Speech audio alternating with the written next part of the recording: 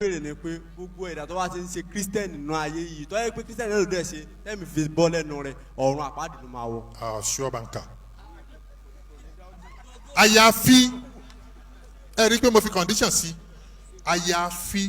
tó yẹ pé ó bìlífù nù Ọlọ́run kò sí nǹkan tó ṣe tó yàtọ̀ sí tọ́lọ́run ju kó ń ṣe ẹ̀sìn kírísítẹ́nì lọ kò dẹ̀ kírun. Bẹ́ẹ̀ni ẹ máa gbọ́ àyàfi nítorí lè má lọ́run àpáàdì ni kọ́ má gbà pé Jésù ọmọ Ọlọ́run ni kọ́ má gbà pé Jésù Ọlọ́run ni kọ́ má nígbàgbọ́ nínú mẹ́ta lọ́kan kó sì máa kírun kó sì gba ànábì Muhammad gẹ́gẹ́ bí òjíṣẹ́ Ọlọ́run tí ò bá ti sí yẹn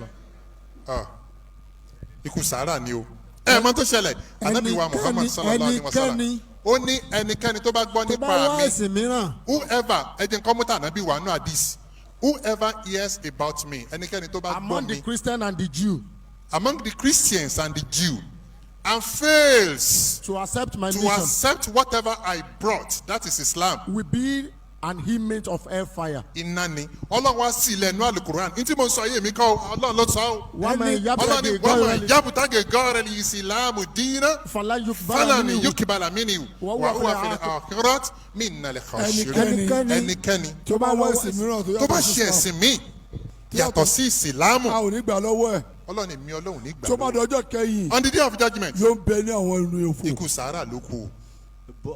nǹkan tó yẹ kí n dìde kí n wá sókè gangan normal dádì mi muslim ni wọn but mẹ́mi christian but mẹ́mi dídèsí pé mẹ́mi ti fẹ́ dádì mi ọ̀nà ti di muslim but nǹkan tó yẹ kí n wá sí òkè yìí gangan ni pé nǹkan kan wà tàbí pé bóyá ó ń rú mi lójú because of pé mo jẹ́ ìyàn tàbí pé bóyá ó náà jẹ́ tó wà lórí táyà tàbí mi yìí fi online ṣe tàbí mi gan normal mò ń ṣe understand but nǹkan kan tó wáyé pé wáyà ó ń jẹ́ mo sì wáyé ní ìsìn mi kírun ìyẹn lọ church mi rẹ̀ ṣe babaláwo kò sí ẹni tí mi máa lọ mosque pé mi àti mẹ́mi jọ wà mẹ́mi lọ mosque dáadáa but èmi sì mo dá wà mi ò ṣe anything but nǹkan kan wá jẹ́ nǹkan kan tó yẹ kó mi ò fi ṣe anything okay because of pé àwọn kan sì tún dìde ní online yìí pé ẹ̀sìn muslim pé kì í ṣe ẹ̀sìn ìdí tó jí kí wọ́n sọ bẹ́ẹ̀ nìyó wọ́n sọ pé Allah pé kì í ṣe Ọlọ́run wọ́n lórí ìṣà ni wọ́n ní pé òrìṣà tó ní ọwọ́ méjì tó lọ́wọ́ méjì bẹ́ẹ̀ ní program wọn máa ń wò ní gbogbo àtàkì pé tí ọ̀pọ̀lọpọ̀ muslim bá wọnú program wọn wọ́n máa tún win that is why before wò pé ṣé ọ̀nà ẹ̀sìn muslim tẹ́kùn tó believe díẹ̀ ń bẹ́ yìí. máa tó ṣẹlẹ̀ brother mi àwọn tó dìde tán ní Allah kì í sọ Ọlọ́run wọ́n lórí ìṣà ni ṣẹ́rí bẹ́ẹ̀ mi ṣe wà yìí bẹ́ẹ̀ yín ṣe wà yìí ẹ gbà pé ẹnìkan wà tó dá yín. mo believe pé ẹnìkan wà tó dá mi. kí lorúkọ rẹ̀? Ọlọ́run. very good Ọlọ́run yẹn mélòó ni? ẹyọ kan lọ́lọ́run. mélòó ni Allah? Ọlọ́run yẹn ṣóun ló dá yín. Ọlọ́run ló dá mi. ṣé ẹ mọ̀ pé bọ́lọ̀ yẹn ṣe dá yín ẹ mọ̀ pé náà ló dá bàbá yìí. sure. òun náà ló dá ẹni. sure. òun ló dé mi náà. sure. òun ló dá àwọn ìyá wa yìí. sure. òun ló dá àwọn bàbá wa yìí. sure. ẹni tó wá dá gbogbo wa yẹn kí náà ń pè é. Ọlọ́run. ṣé ẹ mọ̀ pé Ọlọ́run tẹ́ ń sọ yẹn ṣé ẹ mọ̀ pé òun ló dá sánmọ̀ ṣé ẹ mọ̀ pé òun ló dálẹ̀ ẹni tó dá sánmọ̀ àtìlẹ̀ kí náà ń pè é. Ọlọ́run. ṣé ẹ mọ̀ pé Ọlọ́run yẹn ẹ wo lálẹ́ àná tílẹ̀ ṣú àárọ̀ la wà báyìí in 2 hours time kí ni ó ṣẹlẹ̀ sí sánmọ̀. ṣé ilé ó ti mọ́ dáadáa. ilé ó ti mọ́ ta ló regulate ẹ̀ tó fi rí bẹ́ẹ̀. Ọlọ́run. ta ló regulate ẹ̀ tó fi rí bẹ́ẹ̀. Ọlọ́run. Ọlọ́run táwa mọ̀ nìyẹn bẹ́ẹ̀ nìkan bá wá ní ìsọ Ọlọ́run ó ti ya wèrè. làánà wa kádàbà aláhùlẹ̀ hàlà. ṣé ti gbọ́ bẹ́ẹ̀ nìkan bá wá ní Ọlọ́run yẹn kì í sọ Ọlọ́run pósà ni kí mo ló ti ṣe ó ti ya wèrè. Ọlọ́run ní jẹ́ ẹ máa wo àwọn tó ti ya wèrè. ọ̀ya final question ẹ mọ̀ ti lọ ó kù ṣẹ́jú kan. question tí mo fẹ́ béèrè tó yẹ tó jẹ́ kí n jáde ni pé ẹ sọ wípé Kristẹni pé kì í ṣe ọ̀dẹ̀ kì í ṣe ẹ̀sìn gidi bọ̀ ṣé gbogbo àwọn iṣẹ́ ìyanu tọ́lọ́run ti wá sí nínú Bíbélì. ẹ ṣeun. gbígbé. fine ẹ jẹ́ ìrìn lọ́wọ́ it's a good question. àwọn Kristẹni máa ń ṣiṣẹ́ ìyanu wọ́n ń lajú afọ́jú wọ́n ń wo adẹ́tẹ̀ sàn sáwà sọ wípé n tán ṣe yẹn kò rí bẹ́ẹ̀ ẹ ṣe. Jésù wípé. mo ń bọ̀ gbogbo n tán ṣe yẹn jìbìtì ni. bẹ́ẹ̀ ni o. ìdí nìyí tó bá dijọ́ gbèǹde alikiyama the day of judgment tán bá déwájú Jésù Jésù ó lé wọn dànù ó wà nù Bíbélì. èmi kò mọ̀ yín rí. ẹ dó. bọ̀ Jésù náà ti ṣiṣẹ́ ìyanu kó tó kú. ẹ ṣe Jésù ń ṣiṣẹ́ ìyanu ẹ̀yin ìyá mi ẹ̀yin bàbá mi Jésù ń ṣiṣẹ́ ìyanu àbí ò ṣe. ó ṣe. ànábì Ọlọ́run ni àwa náà gbàgbọ́ Jésù wá ń ṣiṣẹ́ ìyanu pẹ́nìkan wá ń ṣiṣẹ́ ìyanu lórúkọ Jésù irọ́ ni Jésù nìkan ànábì Ọlọ́run la fún lágbára láti ṣiṣẹ́ ìyanu gbogbo wa yìí ò lè ṣiṣẹ́ ìyanu ẹni bá wá ṣiṣẹ́ ìyanu yàtọ̀ sí Jésù irọ́ ló pa kí ni ó ṣẹlẹ̀ Matthew chapter 7 verse 21 and 22. èmi yóò wí fún wọn ní ọjọ́ náà wípé. ní ọjọ́ náà ọ̀pọ̀lọpọ̀ ènìyàn ni ó wà bá mi wípé olúwa ní orúkọ rẹ̀. awakọ̀ wa ti mò ń bọ̀ wait awakọ̀ wa ti sọ àsọtẹ́lẹ̀ ní orúkọ rẹ̀ àwa ṣe ọ̀pọ̀lọpọ̀ iṣẹ́ ìyanu ní orúkọ rẹ̀ àwa lé ẹ̀mí èṣù jáde ní orúkọ rẹ̀ làwa fi èdè tuntun sọ̀rọ̀ èmi ò wá wí fún ọ pé. èmi Jésù ó sọ fún wọn wípé. ẹ kúrò níwájú mi. hey I don't want to see you. ẹbí ò mọ̀ yín rí I don't know you ẹ̀yin oníṣẹ̀ṣẹ̀ ó ti parí. bí wòlíì kan bá dìde ní àdúgbò rẹ tàbí alálà kan tó fi iṣẹ́ àmì àti iṣẹ́ ìyanu láhàn tí iṣẹ́ àmì àti iṣẹ́ ìyanu yẹn bá ṣẹ yí pé ká tẹ̀lé Ọlọ́run mìíràn tí wọn kò mọ̀ rí má ṣe fetí sọ̀rọ̀ wòlíì náà. má fetí sọ̀rọ̀ wòlíì náà. àti alálà náà nítorí Olúwa ń dán yín wò ni.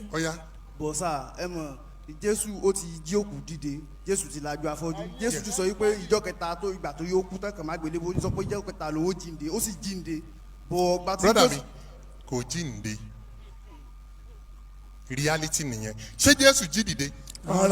Bíbélì ní it is appointed for men to die once. a ti ṣe é ní òfin fún ọmọ ènìyàn láti kú lẹ́ẹ̀kan. a ti ṣe é ní òfin Hebrews chapter 9 verse 27 tọ́mọ èdè nìyẹn bá ti kú ìdájọ́ lọ́kàn èyí kú lẹ́ẹ̀mejì Bíbélì ní bí àwọn sánmọ̀ ti ń fò lọ. tí sì parun.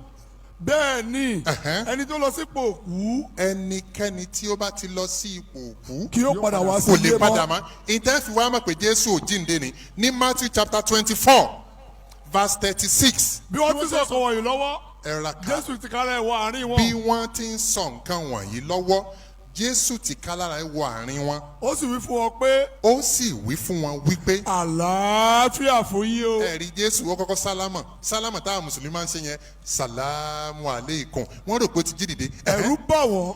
ẹ̀rù wá bà wọ́n ọmọ lẹ́yìn. wọ́n díjì.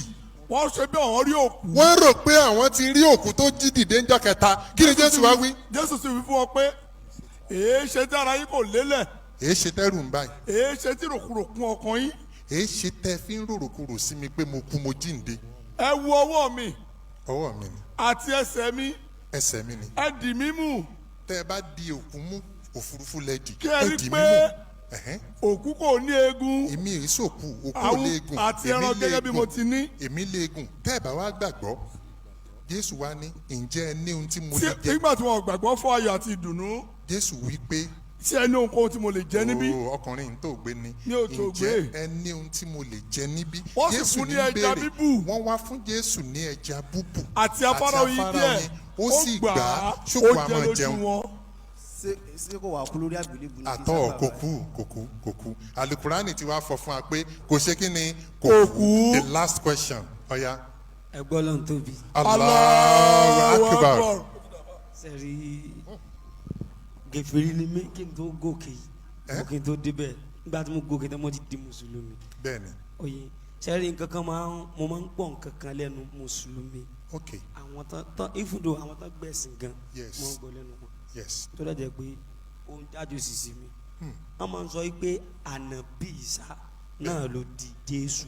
yes wọn parọ́ ànábì Ìsá làwa mùsùlùmí mọ̀ lọ́lọ́run pè ní alukuruhan àwọn christian àwọn náà ń pè ní Jésù àmọ́ wọn àwa mọ̀ nípa ẹ̀ tó àwa mùsùlùmí wọn àwa ní fat lọ́wọ́ gẹ́gẹ́ bí àwa mùsùlùmí Jésù tí wọ́n mọ̀ yẹn Jésù nù bíbélì yẹn tí wọ́n ló kú tí wọ́n ló jíǹde tán pè lọ́mọ Ọlọ́run irọ́ lẹ́vù ni o ẹ gbọ́ mi the real Jesus Christ ó ní Jésù tó wà ní alukuruhan ó ní Jésù tí ò kì í ṣọmọ Ọlọ́run ó ní Jésù tí ò kì í sọ Ọlọ́run ó ní Jésù tí wọn kàn má gbélébù ó ní Jésù tí wọn àdéládé ẹ̀gún ó ní Jésù tí wọn àtútọ́ sí lára ó ní Jésù tí wọn àfúnlọ́tí kíkan ó ní Jésù tí wọ́n bí without any male intervention tọ́lọ̀ ń ṣe àfọ̀mọ́ fún ó ní Jésù tó jẹ́ prophet Ọlọ́run tó jẹ́ ànábì Ọlọ́run tí ì ṣe gbákejì Ọlọ́run that is the real Jesus Christ táwa mùsùlùmí fẹ́ràn